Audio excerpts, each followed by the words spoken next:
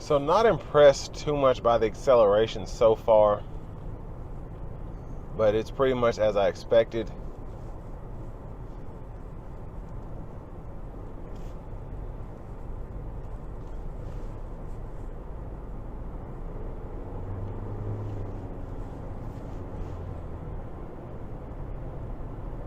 But I do love the lane trace assist, which I've praised Toyota for in many other reviews.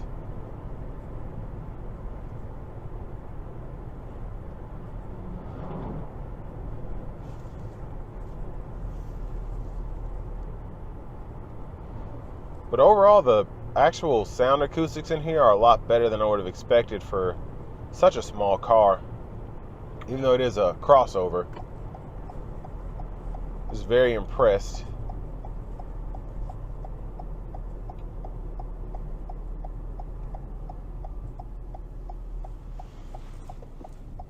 I'll give it some throttle coming out of this corner.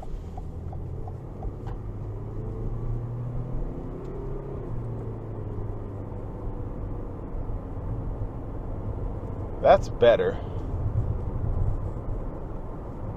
I mean, with it being a 2-liter naturally aspirated engine, it will require you to put your foot in it when you do want to accelerate.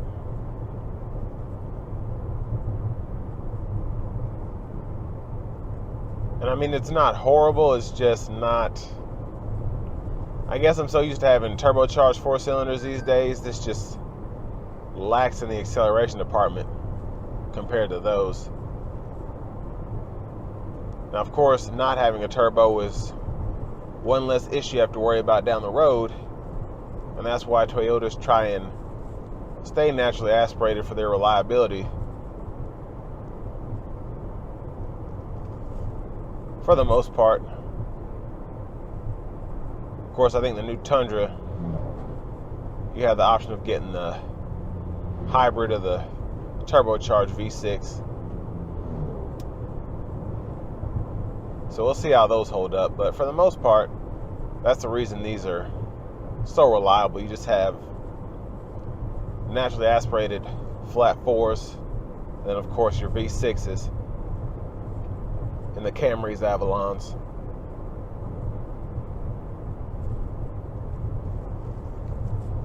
But ride quality is pretty decent in here compared to at least the standard Corolla. It feels a little bit better. Of course, that probably has to do with the platform. But I really like how there's not a lot of play in the steering wheel, even on this rougher road. It's just kind of doing its thing. And with smaller Corollas, I had a 97 Geo Prism. I'm so used to these being blown all over the road. It's kind of weird being in something this small and having, or at least feeling like I have full control.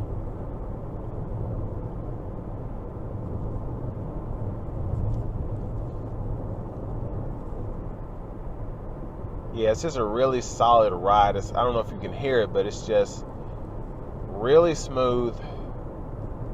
And it's just kind of there's a little tire noise, but for the most part, it'll almost put you to sleep how quiet it is in here. It's not like Mercedes quiet, but it's quiet.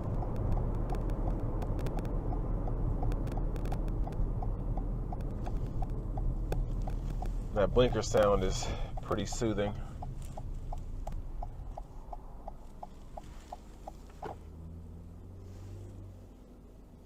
And the battery's charging. I like how it tells me right there. It told me why the auto stop wouldn't come on. I guess the 12 volt is still charging up.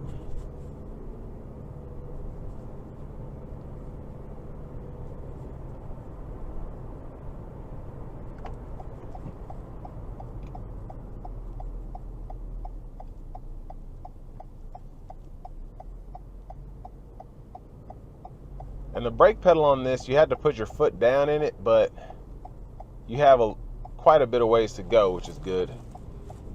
It still has good stopping power. Let's give it some throttle here.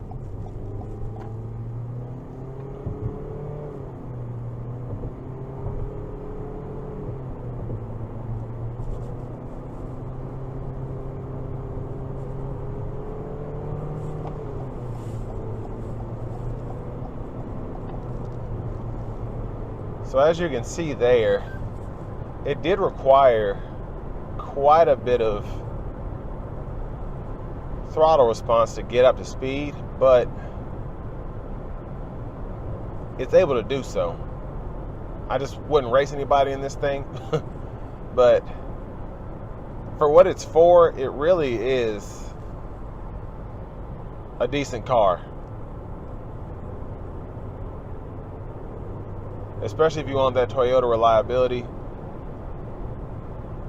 I think this one stickers at 32 or 34.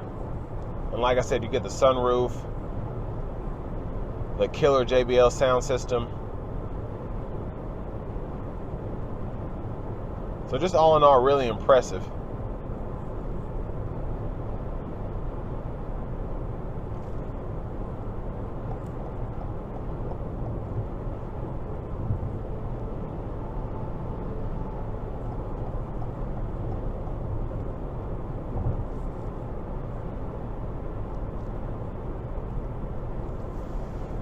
And this is where the Toyota Safety Sense 2.0 really shines, having this full range radar cruise control, the lane tracing assist, blind spot monitors. And it's so great to have all that standard.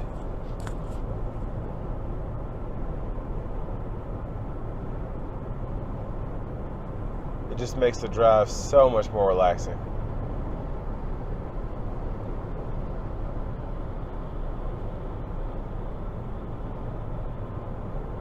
And I think what Toyota has done that's great, and even with some of your Nissans, is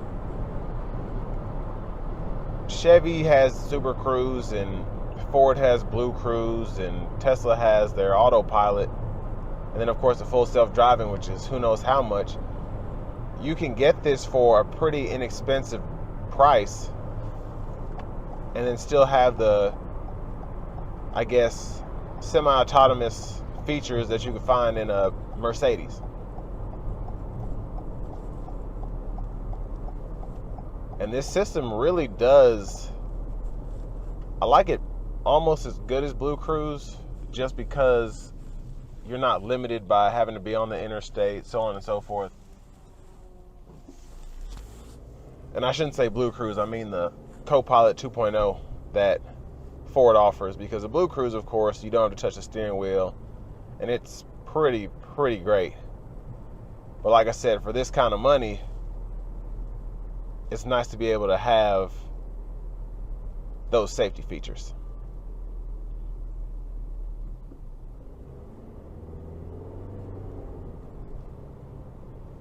But with all that being said, this is going to bring me to the end of my review of the new 2022 Toyota Corolla Cross LE.